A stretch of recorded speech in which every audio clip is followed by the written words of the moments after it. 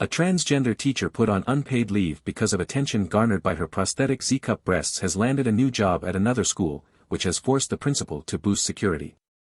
Kayla Lemieux will be teaching at Nora Francis Henderson Secondary School in Ontario, where parents were warned the high school could soon be subjected to protests and disruptions over her hiring.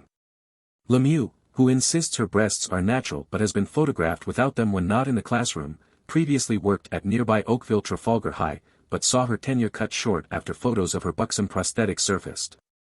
As district staffers grappled with how to deal with the intersex instructor, parents lined up to decry the local school board for its failure to impose a dress code on Lemieux sooner, before suspending and pulling her from their faculty. That same school board presides over Lemieux's new employer, which, according to its principal, will boost security as a result of the woman's hiring. Measures meant to protect students, he said, will include special entry and exit plans, and the required use of an intercom to enter and exit building. The Toronto Sun was the first to report the news, which comes some 4 months after Lemieux was put on leave. The outlet was able to obtain the memo, penned by the Canadian Secondary School's principal Tom Fisher, before kids were set to return to class Monday. In it, Fisher reportedly conceded Lemieux's gender expression was recently the subject of public attention, before stating his high school has a responsibility to uphold individual rights and treat everyone with dignity and respect. The principal proceeded to point to the mass of media attention school officials are likely set to be subjected to, saying the school is committed to communicating with parents should there be any disruptions or protests this time around. Should the school be subject to any disruptions or protests, the memo continued, we are committed to communicating with you as openly and as frequently as possible to ensure student safety, and to share any operational plans.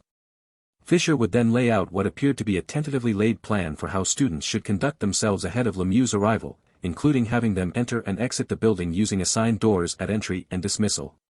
Another stipulation aired in the unconfirmed correspondence, one markedly more abnormal even in the school shooting-stricken U.S., is that all students use an intercom system to enter and exit the building.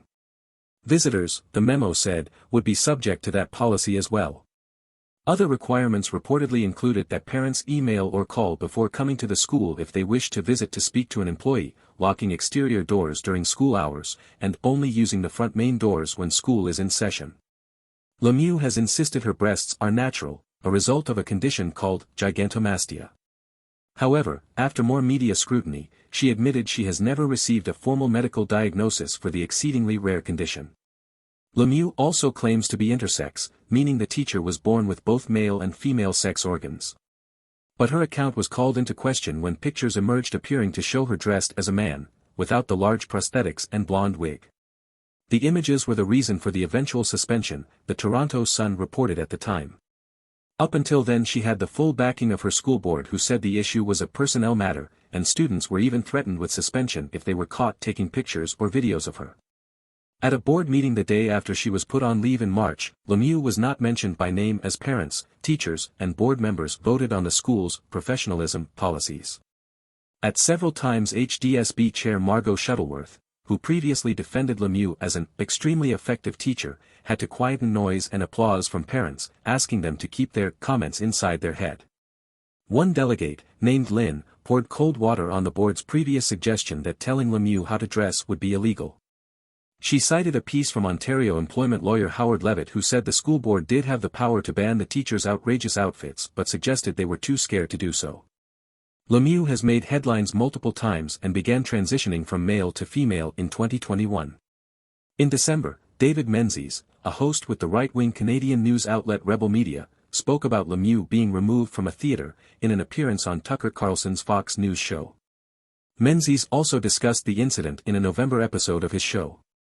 At the time he said of Lemieux's presence at the dance recital, "This is so gross. This is so disturbing. This is so despicable."